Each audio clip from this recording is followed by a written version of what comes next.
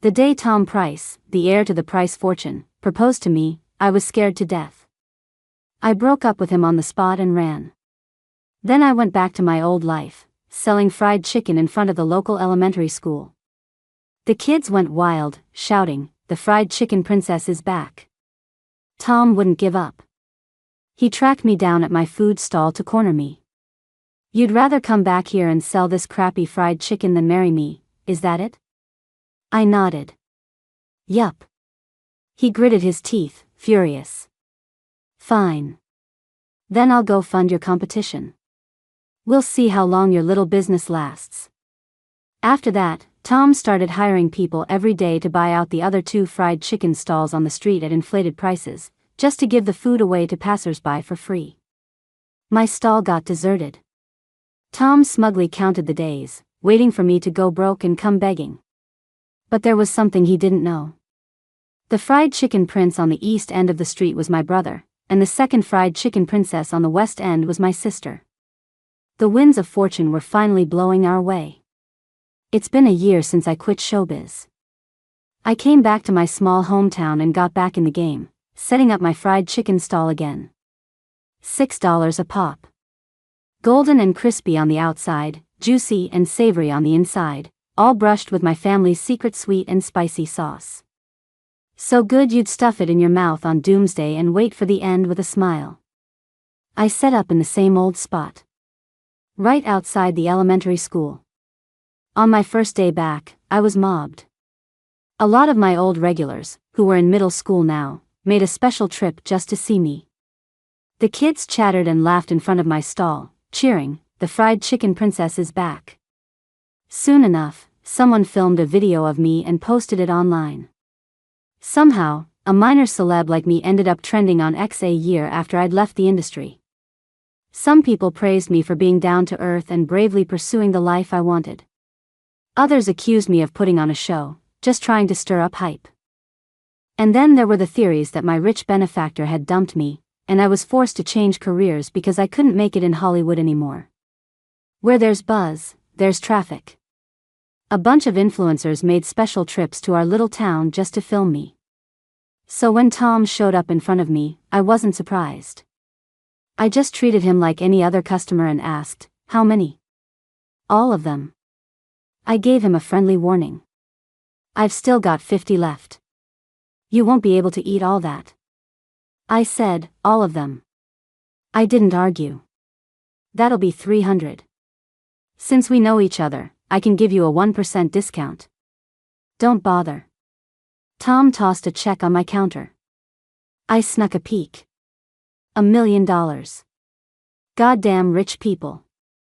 He looked at me calmly and said, "Emily, I'm buying your time after you close up tonight.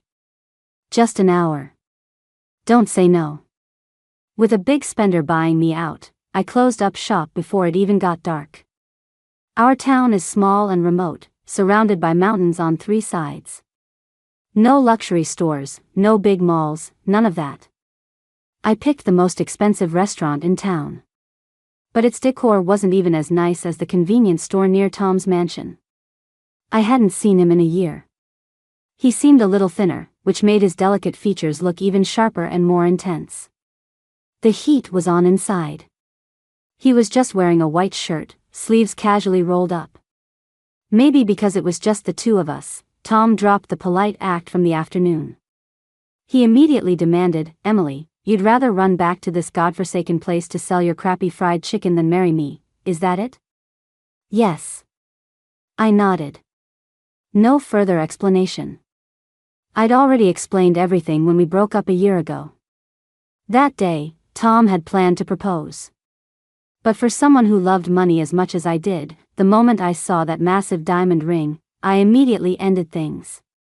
The Prices are one of the most powerful and established families in New York City.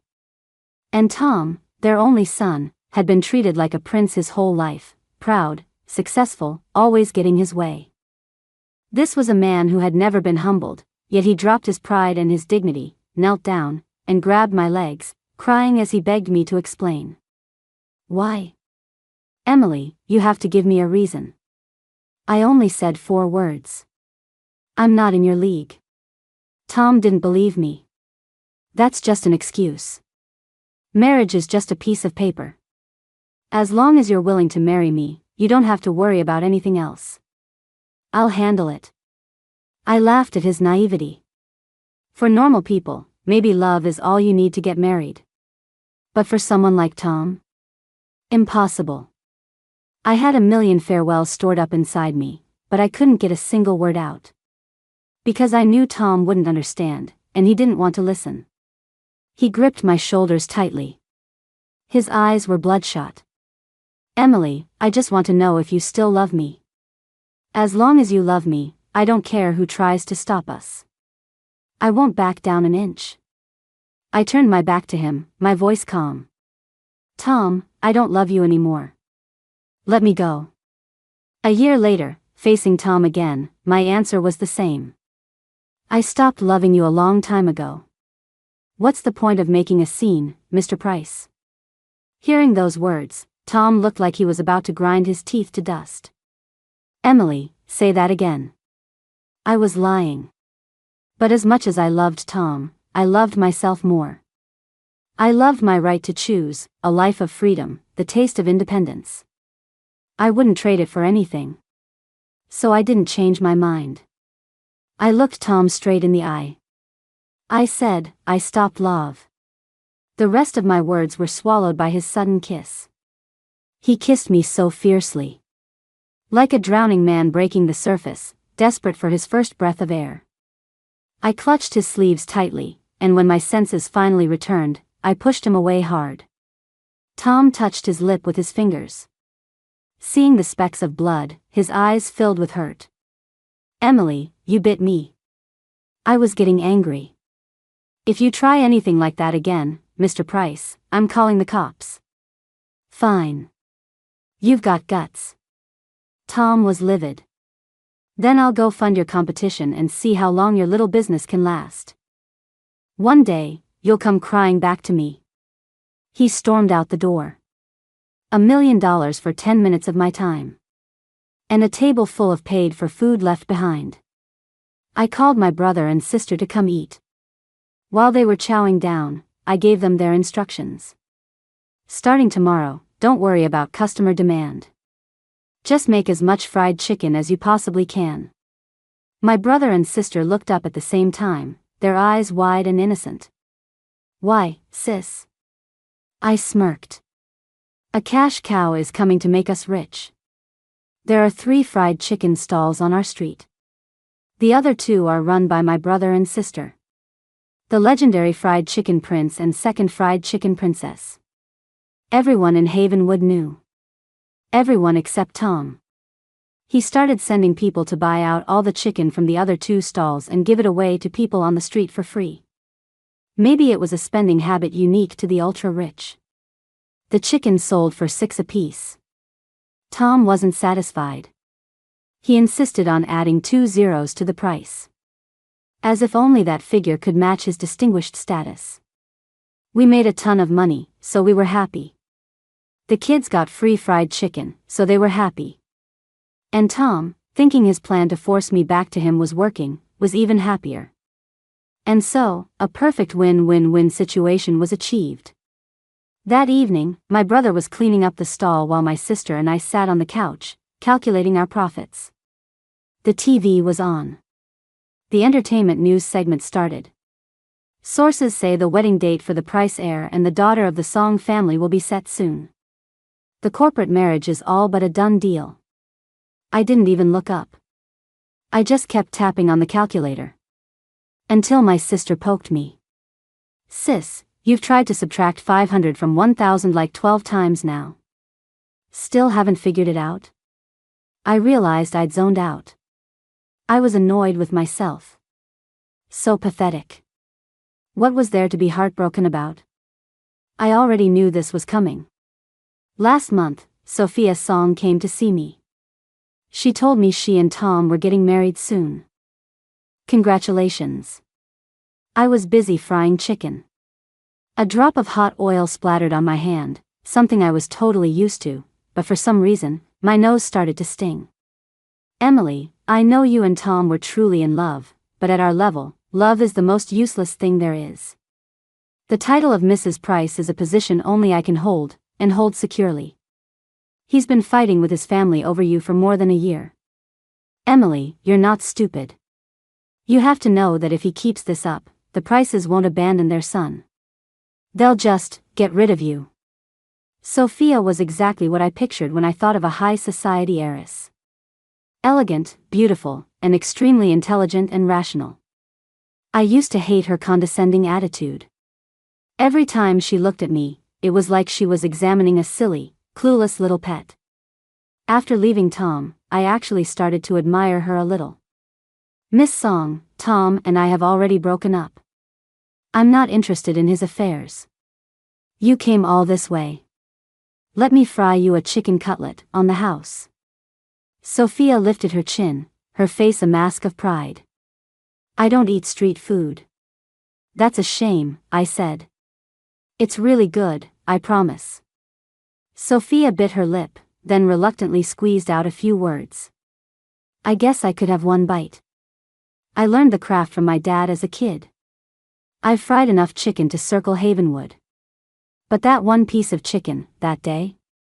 I burned it. Sorry, I got distracted. Just then, Tom happened to show up to check on my failing business. When he saw Sophia, he immediately went on high alert, pulling me behind him. What are you doing here? Relax, I'm not here to cause trouble for your little girlfriend. Your mother said you've been here for a while and told me to bring you back. Tom leaned against my stall. He started acting like a child. He refused to leave, no matter what she said. Until Sophia held up her phone. It was a call from his mother. Tom was on the phone for a long time. He went from annoyed and impatient to letting out a heavy, defeated sigh. I know, Mom.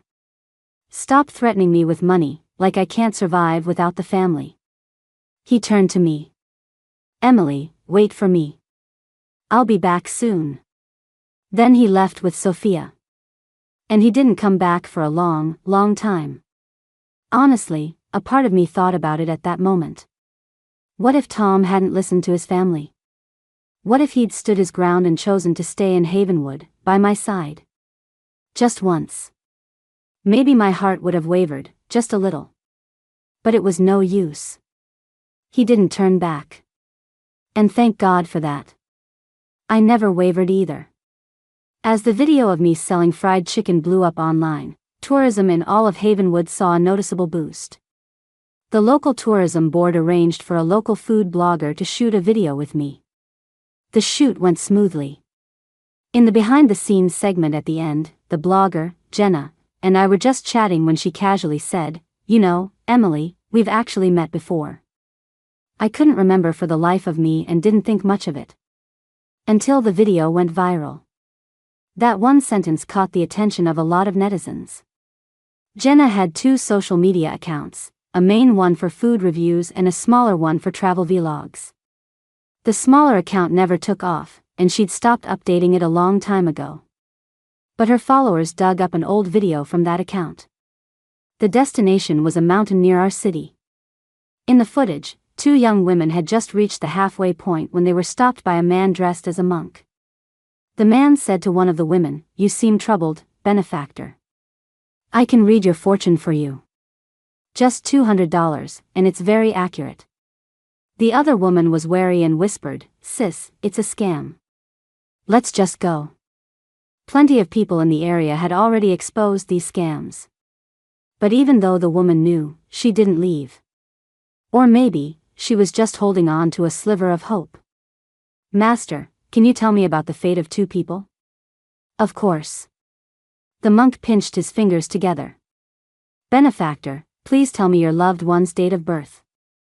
April 12, 1997. Tom's birthday. The monk closed his eyes, muttering to himself. The woman clutched her sleeves, looking nervous. After a long pause, the monk sighed and whispered something in her ear. The woman's eyes instantly turned red. Okay, I understand. Jenna, who was standing nearby, couldn't contain her curiosity any longer. She went up and asked, Hey, what did he just tell you? The woman replied, "He said you have to learn to let go of attachments. Not every connection is meant to have a happy ending." Jenna was close enough to recognize her. The woman was Emily, the actress who was rumored to have recently quit the industry. Since they were from the same area, Jenna had paid a little more attention when she saw the entertainment news. She also saw that the edge of the woman's face mask was soaked with tears. She wasn't nearly as indifferent as she pretended to be. Jenna felt a pang of sympathy. "So, do you still love him?" "Of course I do." The woman smiled openly. The head knows one thing, but the heart knows another. The sun was brutal that day. Both Jenna and I were wearing sun hats and face masks. I thought I was well disguised, but online sleuths matched the shirt I was wearing that day to one I'd worn at an airport once. A one-of-a-kind, hand-painted shirt. The design on it was painted by Tom himself. There was no denying it. The video ended, freezing on the date it was filmed. The 93rd day after Tom and I broke up. In that moment, every lie I had ever told Tom was brutally exposed. It wasn't just me who was trending. It was Tom, too. Late at night, someone spotted him at the airport, rushing back to New York from overseas. He must have left in a hurry. In the video someone shot, his face, usually impeccably handsome in public, had a bit of stubble, and the exhaustion in his eyes was impossible to hide. Someone bold enough asked him directly, "Mr. Price, was that you mentioned in the video?" "You and Emily." Tom and I had never appeared together in front of the cameras. There were rumors years ago that he was my sugar daddy. But the gap between our statuses was just too huge. Climbing up to his level was next to impossible. Besides, Tom was always generous. If I had him as a backer, I wouldn't have stayed a D-lister for so long. So not many people believed it, and the rumor eventually died down. Until today. That old rumor was dredged back up. In the video, Tom faced the camera and gave a smile that didn't reach his eyes. "Don't worry, I'm on my way to ask the other person involved about that myself. Why she says she loves me, but still won't have me." I stared at the trending topics, my heart sinking. I knew Tom was on his way to Havenwood, probably driving through the night. Outside, a storm was raging. The sound of the wind and rain was terrifyingly loud in the dead of night. I couldn't sleep a wink. I paced around the living room, trying to figure out how I was going to face him. As I was thinking, the sky started to lighten. Suddenly, the doorbell rang. It wasn't Tom. It was his mother's executive assistant, Mr. Hayes. "Miss Tang, Mrs. Price asked me to take you to New York." "The young master, he's still in the emergency room." The mountain roads were already hard to drive on. Add in the late hour and the torrential rain. Tom's car had flipped over near the edge of a cliff. At the hospital, I once again came face to face with Tom's mother. The legendary Mrs. Price, known for her ruthless, decisive tactics. Right now, she was just a mother who had cried her eyes out for her only son. "Didn't you say you would never show your face again? When did you start hooking up with my son again?" Hooking up. She was still as merciless with her words as ever. "Mrs. Price, watch your tone. It was your son who insisted on bothering me. If you hadn't been putting yourself on display, live streaming yourself selling fried chicken, would he have been able to find you? Would this accident have happened?" I clenched my fists. I took a deep breath, held it, and let it out slowly.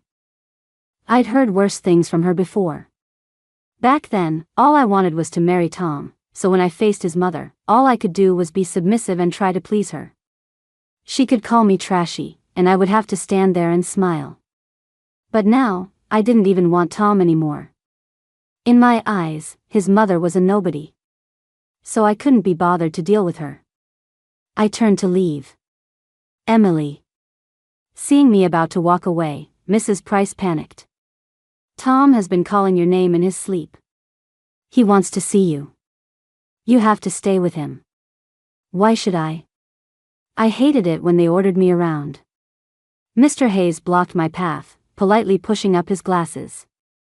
"Miss Tang, We are aware that the owners of the other 2 chicken stalls are your brother and sister. For the Price Corporation, destroying 2 small stalls is nothing. Frankly, even destroying 2 people wouldn't be difficult. My temples throbbed with anger. Are you threatening me? Mr. Hayes lowered his head, his posture respectful. I'm merely following orders. The young master's safety is our top priority. This is why I hated New York. Why I hated the so-called world of high society. Everyone is draped in a glamorous facade, always talking about the dignity and honor of their prestigious families, but the backstabbing and schemes happening in the shadows are dirtier than you can imagine. I was just an ordinary person. I didn't have the energy or the courage to fight back anymore.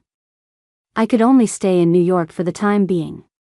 Tom's surgery was a success, but he remained unconscious. I sat by his bedside. I held his hand, and tears I couldn't control streamed down my face. Tom was rarely this fragile, this vulnerable. Ever since I met him, he had been full of life, seemingly capable of anything. Back then, my dad was critically ill. He needed surgery and expensive specialty drugs. The money from my little stall wasn't enough to cover the costs. My brother and sister stayed in town to keep earning, while I went to the big city to try my luck. I was scouted by chance and offered a spot in a talent competition. I told them I couldn't sing or dance. The scouts' reply, 28 days, $20,000, room and board included, changed my mind. I was eliminated anyway. As I was packing my things backstage, getting ready to leave, I happened to run into Tom. He was wearing a black trench coat, standing quietly by the side of the stage, tall and striking. I was smitten at first sight. I walked up with my phone out. Hey, handsome. Can I get your number? I don't add strang. He looked down at me, his eyes widening slightly, and the words died on his lips. Sure. I always thought he was just a regular crew member. Until someone asked me, Emily, when did you get so close with Mr. Price? Which Mr. Price? The heir to the Price Corporation in New York. You know, the main sponsor of our show. It wasn't Tom's status that made me like him. But his status certainly brought me a lot of perks. Like the time someone, for the first time ever, celebrated my birthday by setting off 2 hours of fireworks over the Hudson River. Like when my dad was critically ill, and one phone call was all it took to get the best doctors and medicine. Like after I was eliminated from the competition, and Tom casually asked, "Do you want to act? You can sign with my company. You'll make good money." He got me the best resources. And I got to keep all the pay. Later, at a party, I overheard some people talking. You guys hear Tom's got his eye on some Cinderella? Of course. He even started a whole agency just to sign her and chase her. Talk about going the extra mile. Well, the girl is gorgeous. When he gets tired of her, I wouldn't mind her being my mistress for a couple of days. I went to find Tom that same day. Mr. Price, what exactly are your intentions with me? Tom hadn't expected me to be so direct. He looked down, the tips of his ears turning red. My intentions are, I like you. I felt a little thrill of joy. But mostly, I was nervous. Tom, I'm a respectable person. I don't do the whole mistress thing. I knew I could never fit into his world with my background. If Tom was interested in me, it was probably just for fun. If all I wanted was his money and connections, I could have just accepted that. But I had gone and fallen for the person he was. And because I liked him, I didn't want to stay by his side in an unequal relationship. I'm a respectable person, too. I'm looking for a girlfriend, not a mistress. Tom asked me very seriously, Emily, will you be my girlfriend? The kind you date for life. Being Tom's girlfriend was a wonderful thing. He gave me his whole heart, wanting to lay all the best things in the world at my feet. That's why the scripts he picked for me were always the best. Some of them had already cast other actors, only to be changed to me at the last minute. I only found out about these things after being passive-aggressively called out by people in the industry several times. I told Tom over and over again to stop. They're all saying you're my sugar daddy. Tom held me, a carefree smile on his face. What sugar daddy? Can't I spoil my own girlfriend? But it's not fair. My acting skills were average at best. The scripts Tom chose were great, but I couldn't carry them. I was just wasting good material. When I used to do part-time jobs at other companies, I was targeted by people with connections many times. Project proposals I'd pulled all-nighters to create were stolen and claimed by them. Now, I was the one with connections, snatching away opportunities that others had worked hard to audition for. I just felt ashamed. But Tom didn't get it. He'd had everything handed to him his whole life and thought all connections and resources should naturally revolve around him. He didn't understand why I was throwing a tantrum. He just kept trying to coax me. Okay, baby. I'll listen to you. I won't interfere with your work anymore. I refused what Tom handed me, insisting on earning it myself. Which is why I never really made it big in Hollywood. I knew his friends talked about me behind my back, saying I didn't know what was good for me. Some would even deliberately ask in front of me, "Hey, Tom, when are you planning on getting married?" Tom would say, "Whatever my Emily wants." Back then, I couldn't read the looks in his friends' eyes. It took me a long time to understand. It was scorn, amusement, resignation, and even a little pity. They all knew Tom and I would never get married. Only the two of us didn't. When it came to our relationship, Tom was much more optimistic than I was. The first time his mother suspected he was dating someone, he admitted it right away. "Mom, you're definitely going to love her. Emily, my mom is definitely going to love you." That's what he told both of us. I met Mrs. Price for the first time at a small cocktail party. I was just an ordinary girl from a small town. Maybe not even ordinary, I came from a poor family. To avoid looking out of place, I bought a dress that cost over $10,000 with my own money, not on Tom's card. I even did some last-minute cramming, memorizing luxury brand logos, Western dining etiquette, high society table manners, and all that. But none of it mattered. I was so nervous that day, wearing 4-inch heels, that I accidentally stepped on my own hem and twisted my ankle. Luckily, Tom caught me, so I didn't end up face-planting in front of everyone. Mrs. Price stood on the second-floor balcony. Swirling the wine in her glass, she looked down on me. Someone next to her asked, "Mrs. Price, is that your future daughter-in-law?" She scoffed and commented on me. A classless thing. The whole room erupted in laughter. 3 little words made me cry for a whole day. I'll never forget the way everyone looked at me. Like I was an animal at the zoo. Sophia was there, too. She glanced at my swollen ankle. "If you can't walk in them, don't wear them." Then she offered me her spare pair of flats. I knew she and Tom were childhood friends, and she was the daughter-in-law Mrs. Price had handpicked. Because of that, I felt a natural hostility toward her. "Thank you, Miss Song, but I'm fine." In the underground parking garage, she and Tom even got into a fight over me. "You know she's not comfortable in these situations. Why did you have to bring her?" "Sophia, since when is it your place to meddle in my girlfriend's business?" "Girlfriend? How much longer is she going to be your girlfriend?" "Tom, I'm begging you, please wake up." I stood off to the side, feeling like a complete outsider. Tom went home and got into a huge fight with his mom. I kept texting him, "Don't fight because of me. I'm fine, really. Don't be mad." If Tom fought with Mrs. Price over this, I knew she would probably hold it against me.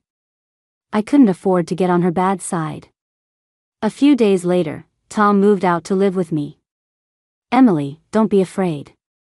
I've left the Price Corporation and started my own company. As long as I'm not under anyone's thumb, no one will dare to give you a hard time. People are always fearless when they're ignorant." Only later did I realize that to make it on your own in a place like New York. Money, connections, resources. You can't succeed without any of them. For a few years, Tom's business did pretty well. He thought it was all his own doing. Only I was worried. The land Tom wanted, he always managed to get at the best price. The projects Tom had his eye on, he often secured with ease, and they always turned a good profit. Of course, his hard work was part of it. But there was another, very important reason. His last name was Price. Everyone knew he was the sole heir to the Price Corporation. He seemed to be succeeding without his family's help, but in reality, he was benefiting from his status at every turn. I realized this. And I saw the massive obstacles that lay ahead for us. Tom was a rich kid who was used to a life of smooth sailing and lavish spending. If the Price family decided to crush him just to break us up, to make him experience what it's like to fall from grace into the mud, how long could he fight his family for my sake? I didn't know the answer. And I didn't dare to think about it. But every time I brought this up with Tom, he just thought I was being pessimistic. Baby, do you really not trust my love for you? How much is love worth? I didn't know. I only knew that my own birth parents were once deeply in love. Then one got laid off, and the other became permanently disabled from a work injury, never receiving compensation. They say poverty kills love. As far back as I can remember, there was always fighting in our house. Because we were so poor. Even spilling half a bag of salt could start a brawl. Pots and pans shattered on the floor as they argued, cursed, and treated each other like enemies. I could only hide in the closet, biting my fingers and crying. Later, one turned to alcohol and domestic violence, the other to gambling. I don't know who stabbed who first. All I know is they both ended up in a pool of blood. I was only 7 at the time. I was so scared. I ran through the streets like a mad person until I was knocked out and taken. A strange man put me on a train. When I woke up, the train had just stopped in Havenwood. I scrambled off the platform, but the man grabbed me by the hair and dragged me. My screams drew the attention of a lot of people from town. The kid's crying like that. Are you her parent? Could he be a kidnapper? Let her go, or we're calling the police.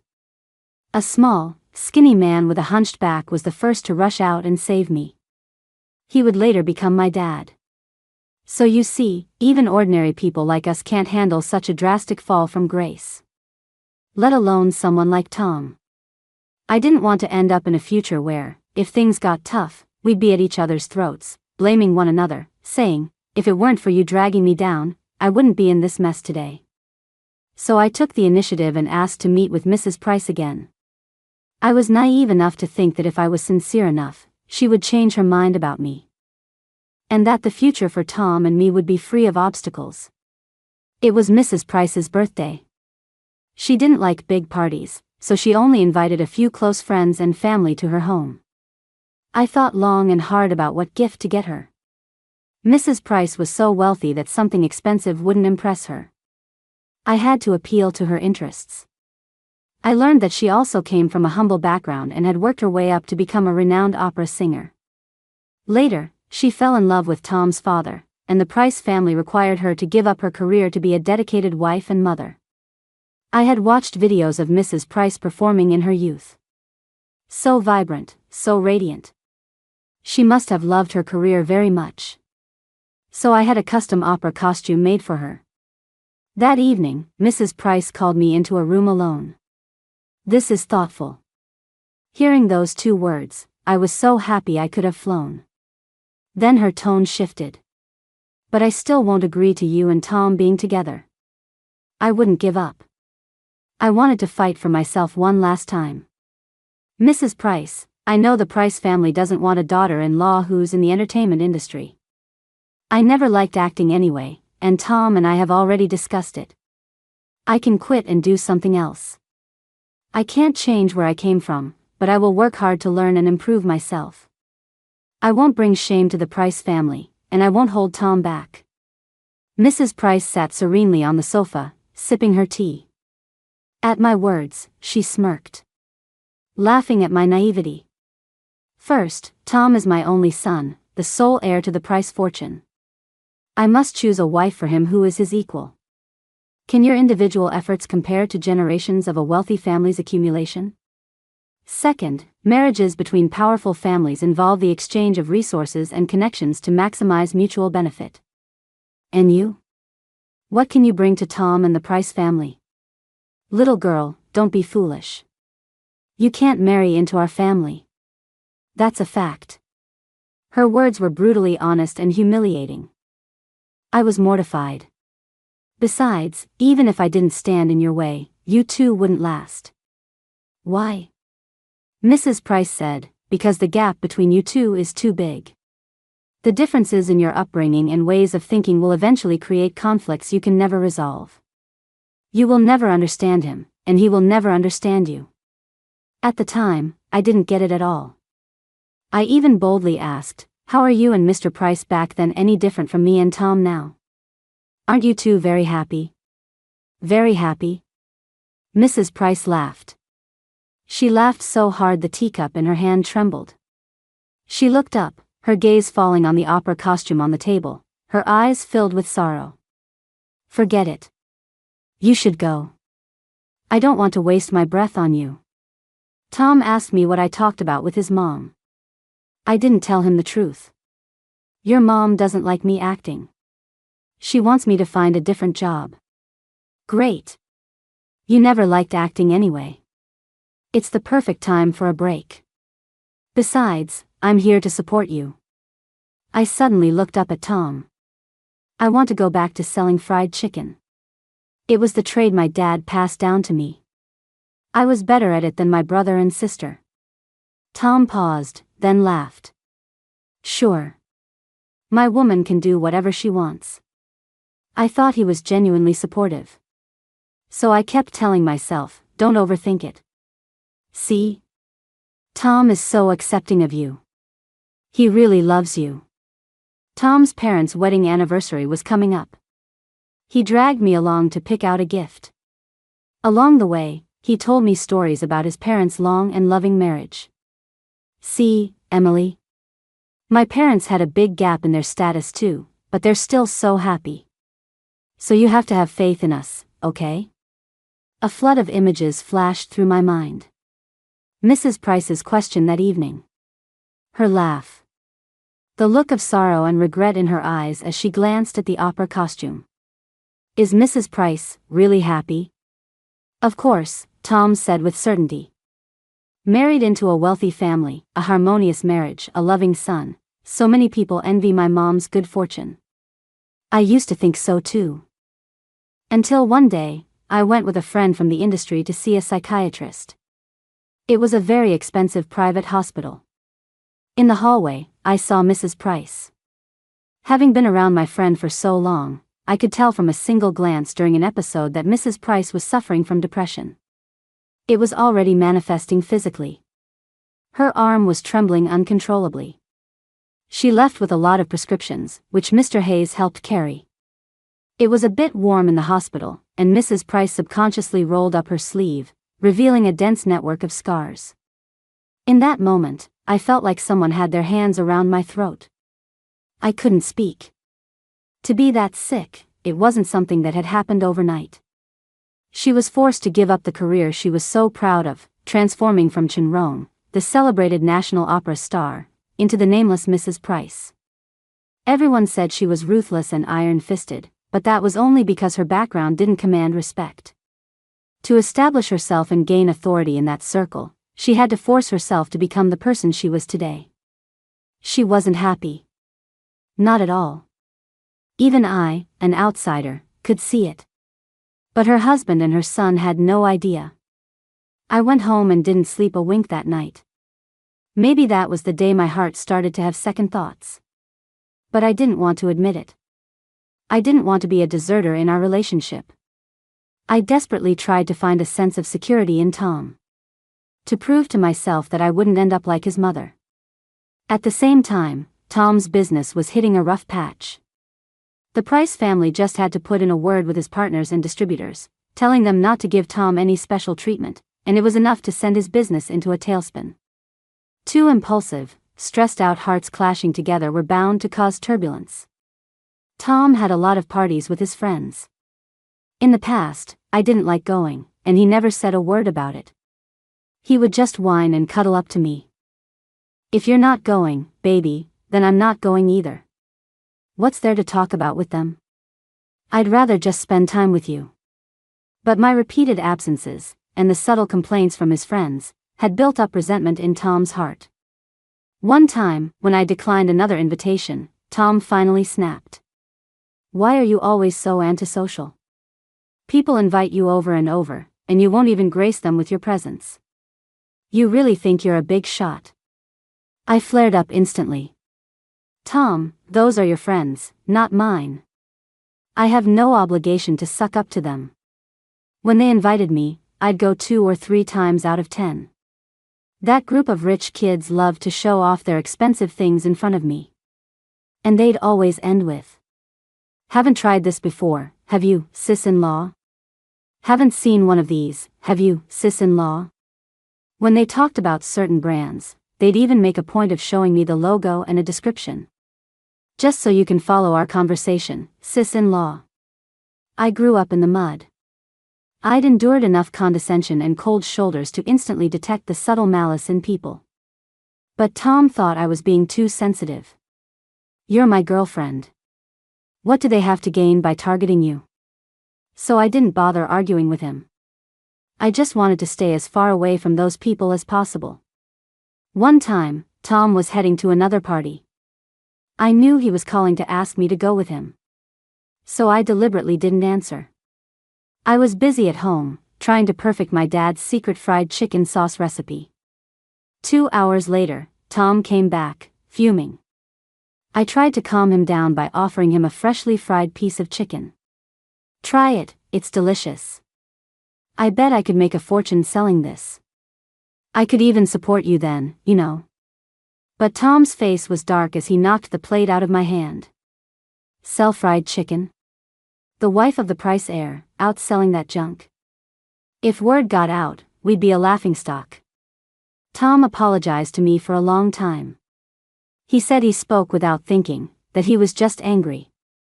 I didn't say a word. I just stared silently at the cold fried chicken on the table. I wasn't a 3-year-old child. It wasn't just angry words. It was him using his anger as an excuse to say what he really thought. Deep down, Tom looked down on small businesses like ours. He thought I was embarrassing him. It was like I could suddenly see our ending. Either Tom would completely break ties with his family for me. Then, after tasting the hardships of life, he would regret throwing everything away for some so-called love, and we would grow to resent each other. Just like my parents. Or, I would give up myself for Tom and become the perfect Mrs. Price. I'd spend my days dealing with my difficult in-laws, navigating the conflicts of high society, enduring endless ridicule, and fending off the constant stream of women throwing themselves at him. I'd completely lose my freedom, like a beautiful ornament bought and put on display. Just like Tom's parents. I didn't want a life like that. I was scared. I had already made the decision to leave. I just hadn't found the right time to bring it up. Until Tom proposed to me. He thought that if we got married, if we became a real family, everything would get better. It won't, Tom. The problems between us won't disappear just because of a marriage certificate. Tom had personally designed the proposal scene. And in that incredibly romantic setting, I broke up with him. He couldn't accept it. He cried, asking me, Emily, were you ever serious about me? Of course I was. Otherwise, I wouldn't have brought Tom to meet my dad while he was still alive and proudly introduced him. Dad, this is Tom. He's my boyfriend. He wasn't my keeper. I wasn't his dependent. We were just in a serious relationship, with the goal of getting married. Before my dad passed away, he held my hand and repeatedly warned me, his voice full of worry. My girl, if you're not happy, just come home. No amount of money is more important than living a comfortable, free life. The worry in my dad's words. I finally understood. It turned out that love doesn't conquer all. Sometimes, love itself is the unconquerable mountain. I felt a twitch in my palm and jolted awake. Tom was finally conscious. His vocal cords were damaged, so he couldn't speak for now. He held my hand tightly, terrified that I would slip away the moment he looked away. When he could finally speak, the first thing he said was, "Emily, I'm begging you, can we get back together? I'm going crazy without you." He made so many promises. He said he would never interfere with my choices again, never limit my freedom, that he would listen to whatever I said. I lowered my eyes. Okay. He hadn't expected me to agree so readily. He stared for a moment, then grabbed my shoulders. Are you serious? You can't be lying to me. Tom, I have a condition. Name it. Anything.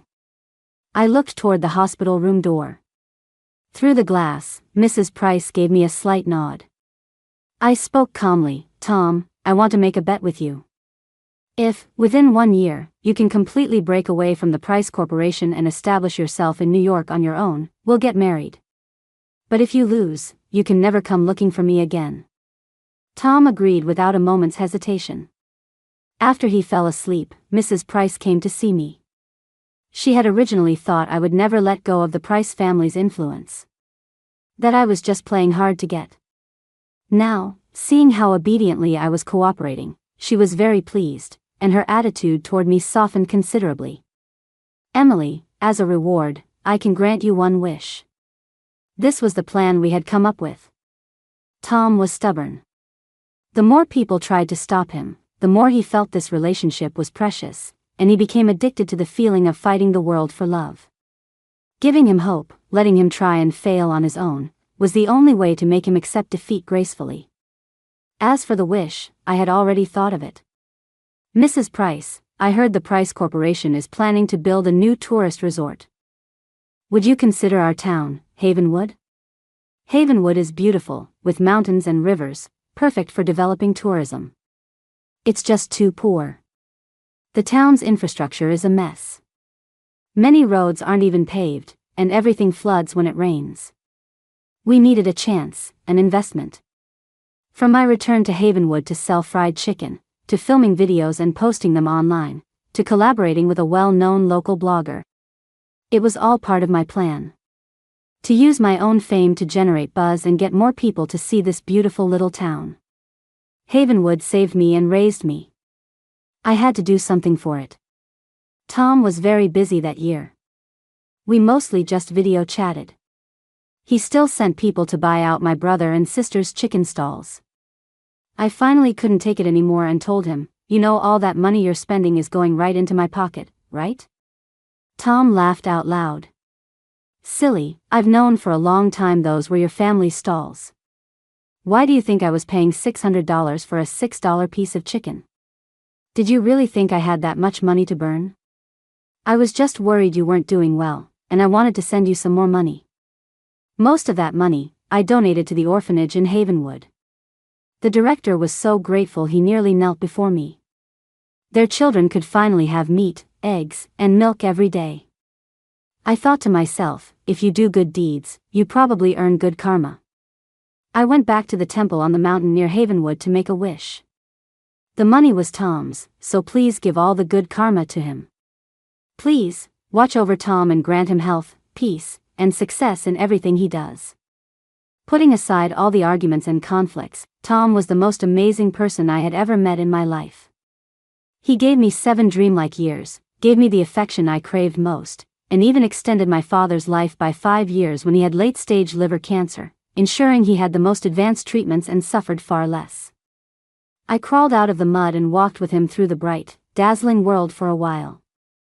Now, we were each returning to our own places. I held no resentment or hatred toward him. Only gratitude. Tom got busier and busier. Sometimes, 3 days would go by without a single call. I heard his company was in big trouble. The Price Corporation had cut off his supply chains, both upstream and downstream. To make things even harder, they deliberately bid against him, leaving Tom backed into a corner everywhere he turned. His cash flow was about to snap. Sophia was the one who told me all this. Tom always told me the good news and hid the bad. He would only say, Emily, baby, just wait a little longer. I'll definitely do it. But every time I saw him, he looked worse than the last. I didn't know what to say. All I could do was give him a big hug. Behind his back, where he couldn't see, I was secretly wiping away tears. I knew that every time we met, it was a countdown to our final goodbye. In a way, it was for the best. It gave me a long time to wean myself off him, to slowly let him go from my heart. The Price Corporation built a massive resort in Havenwood. It was about to open for the long 4th of July weekend, and they invited me to the ribbon-cutting ceremony.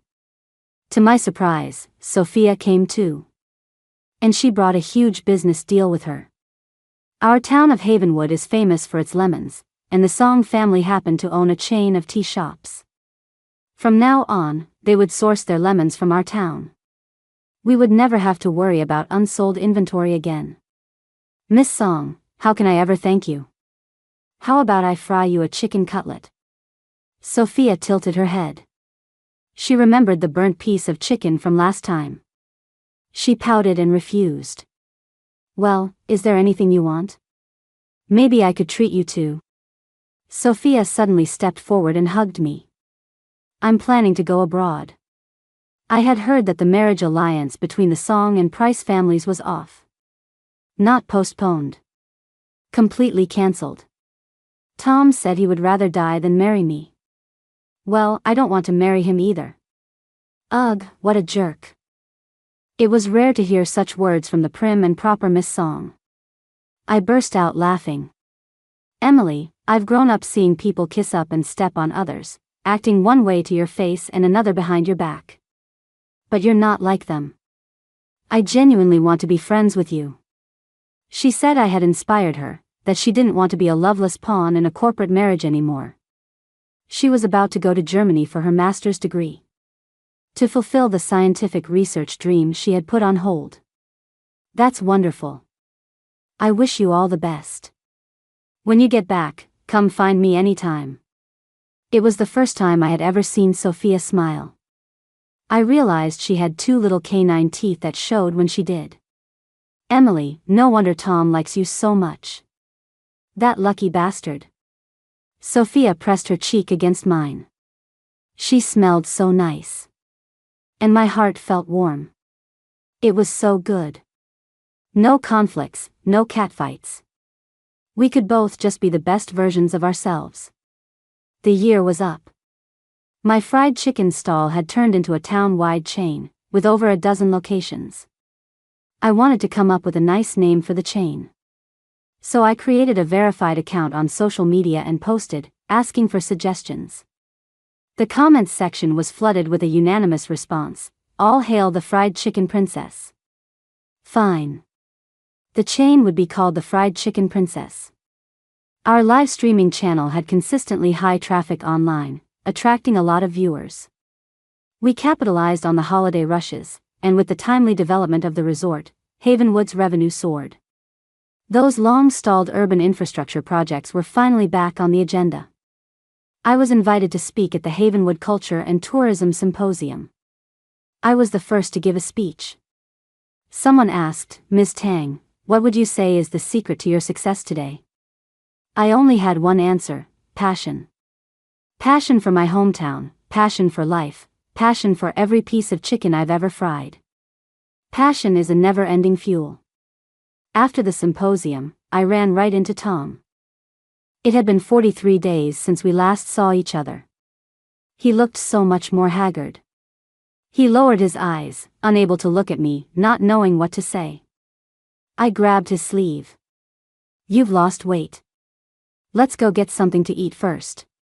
Tom couldn't eat a single bite. He held my hand and apologized over and over again. I smiled. It's okay. The Price family's success was built over many generations. You managed to hold on for this long on your own. You did your best. I understand. From 20 to 29. We weren't naive kids anymore. We fell in love for the sake of happiness. And now, we were separating for the sake of happiness, too. Sometimes, being in love really does come down to fate. Emily, is there anything else I can do for you? Just say the word. Think of it as me making it up to you. I said softly, Tom, I want us both to be okay. At the corner of a quiet alley, we shared one last hug. One last goodbye. If you ever run into a problem you can't solve, or if you're ever short on cash, come find me anytime. And if you meet someone you like again, don't let her go. I patted his head. Okay. We walked on the autumn leaves that carpeted the ground, our backs to each other, heading in opposite directions. I don't know if Tom ever looked back, or if he cried. I didn't. Regret is a part of life. But life goes on. Emily, always look forward. Never look back.